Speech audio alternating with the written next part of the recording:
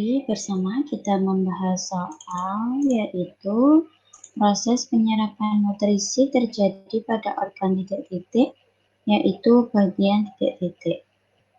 Proses pencernaan pada manusia itu pernah kita bahas ya, intinya terdapat 5 tahapan, yaitu dimulai dari ingesti.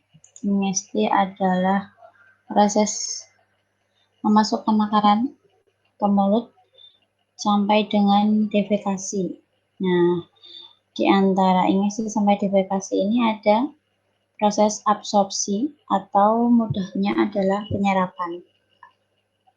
Ingesti itu terjadi di mulut yang pertama, kemudian yang kedua prosesnya digesti atau proses pencernaan itu di lambung, setelah dari mulut, kerongkongan lambung ya. Kemudian yang ketiga proses pencernaannya di usus halus. Nah, proses absorpsi atau penyerapan itu juga di usus halus. Tapi bagian mana dari usus halus? Dan yang kelima, proses pencernaan terakhir adalah defekasi atau pengeluaran sisa makanan melalui anus. Sudah disebutkan tadi bahwa proses absorpsi atau penyerapan itu terjadi di usus halus. Nah, tapi bagian mana dari usus halus? Bagian-bagian usus halus itu terbagi menjadi 3 bagian. Yang pertama adalah duodenum atau usus 12 jari. Duodenum ini bermuara 2 saluran. Keduanya merupakan kelenjar pencernaan, yaitu pankreas dan hati. Pankreas dan hati ini membantu proses pencernaan di duodenum untuk bagian usus halus dengan mengeluarkan getah pankreas dan cairan empedu. Bagian yang kedua adalah jejunum atau usus kosong.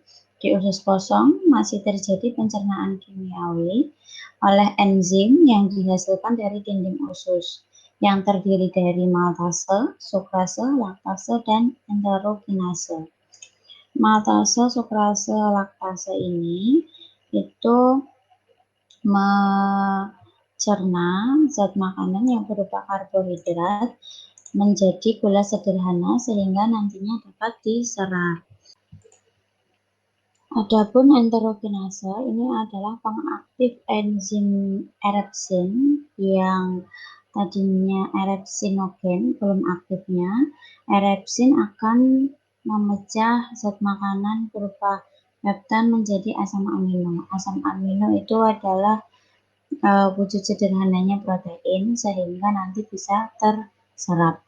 Bagian ketiga dari usus halus yaitu ileum atau usus penyerapan. Di sini terdapat struktur yaitu villi atau jandut usus yang berperan memperluas bidang penyerapan. Dalam artian memperluas permukaan usus sehingga penyerapan zat makanannya lebih efektif.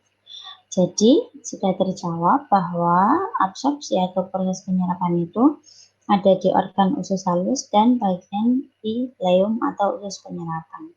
Nah, proses penyerapan pada sistem pencernaan itu di sini di ileum, zat makanan yang sudah berupa molekul sederhana tadi, kalau karbohidrat berupa glukosa, kemudian protein berupa asam amino, dan vitamin-vitamin lain yang terlarut dalam air itu akan diserap oleh villi di ileum ini tadi.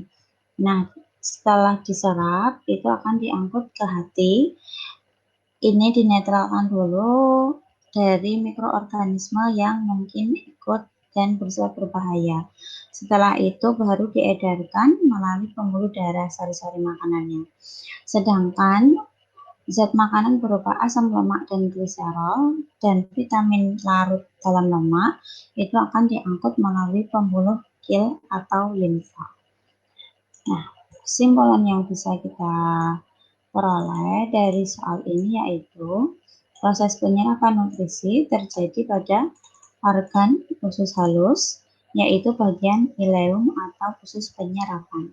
Semoga bisa dipahami dan jelas. Saya akhiri penjelasannya. Sampai jumpa.